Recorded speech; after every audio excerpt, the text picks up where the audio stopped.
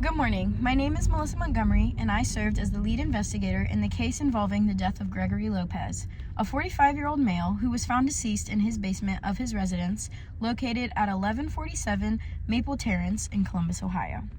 This case was initially reported as a possible suicide. However, after a complete forensic investigation and evidence analysis, the findings supported a conclusion of a homicide. On the evening of October 11th, patrol officers responded to a 911 call placed by the victim's wife, Claudia Lopez, who stated she had found her husband lying unresponsive in their basement. Upon arrival, I ensured that the scene was secured and isolated. A single entry point led to the basement. There were no windows or exterior exits, which made the scene control critical. When I entered, I observed the victim lying face down near the center of the room, with a pool of blood surrounding the upper torso. A 9mm handgun was located roughly 3 to 4 feet away from the victim's right hand, and a single bullet hole was visible in the south wall of the room. Importantly, there were no signs of forced entry or struggle, and the room appeared largely undisturbed. Following standard crime scene protocols, I photographed and documented the entire area before collecting evidence. A smart draw sketch was created to scale, showing the victim's position, the location of the firearm, the blood pool, and the bullet hole. All evidence was collected using proper chain of custody procedures and processed in accordance with Columbus Police Department forensic guidelines.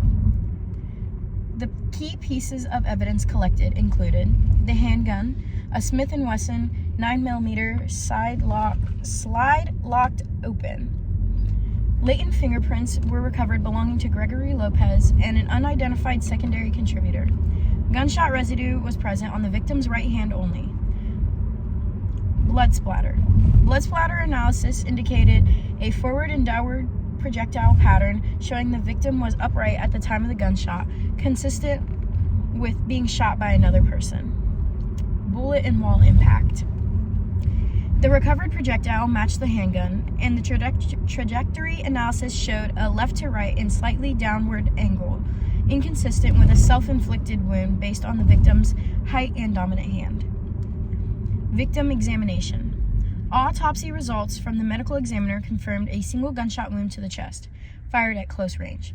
The trajectory was downward at approximately 15 degrees. The cause of death was a gunshot wound to the chest. The manner of death was officially ruled homicide.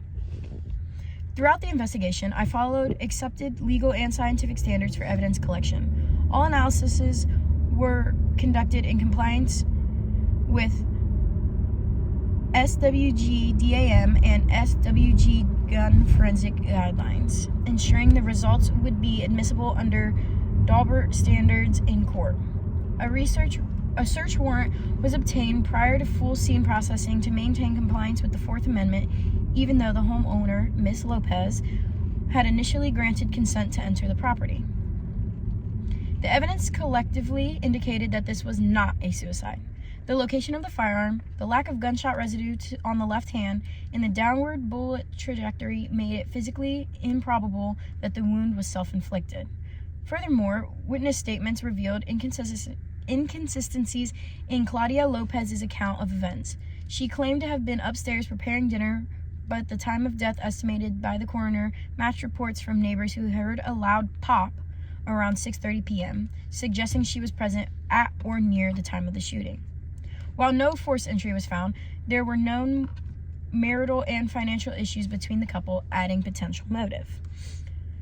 One of the main challenges was the limited access to the scene. Only one entry point meant the suspect likely exited the same way. Additionally, because the victim's wife discovered the body before officers arrived, there was a chance of minor scene disturbance. To mitigate this, I relied heavily on photographic evidence, precise documentation, and laboratory analyses to confirm findings and reconstruct the event sequence accurately.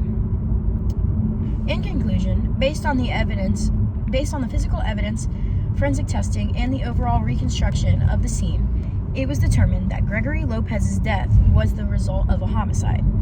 The position of the body, firearm distance, and trajectory analysis all support that the fatal gunshot was inflicted by another individual.